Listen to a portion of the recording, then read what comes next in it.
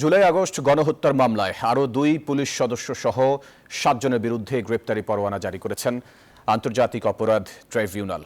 রোববার দুপুরে এই পরোয়ানা জারি হয়। এদিকে গণহত্যার ঘটনায় আলোচিত কয়েকটি মামলার তদন্ত প্রতিবেদন চলতি মাসেই দেয়া হবে বলে জানিয়েছে প্রসিকিউশন। ছাত্র জনতার গণ অভ্যুত্থানে নিরস্ত্র আন্দোলনকারীদের উপর নির্মমভাবে চড়াও হয় তৎকালীন পেটোয়া বাহিনী। বিভিন্ন কায়দায় টার্গেট করে গুলি ছোড়া হয়।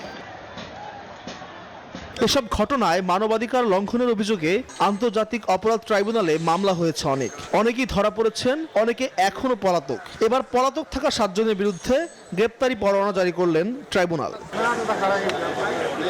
রাজধানীর চাংখারপুলে আন্দোলনের সময় নির্বিচারে গুলি ছুড়ে আলোচিত হন একজন এপিবিএন কনস্টেবল। এই ঘটনায় জড়িত অন্যদের চিহ্নিত করতে তার একদিনের রিমান্ড মঞ্জুর করেছেন আদালত। এদিকে উত্তরা পূর্ব থানার তৎকালীন ওসি মুজিবুর রহমানকে রোববার বিকালে ঢাকা বিশ্ববিদ্যালয় এলাকা থেকে গ্রেপ্তারের কয়েক ঘন্টা পরই হাজির করা হয় ট্রাইব্যুনালে।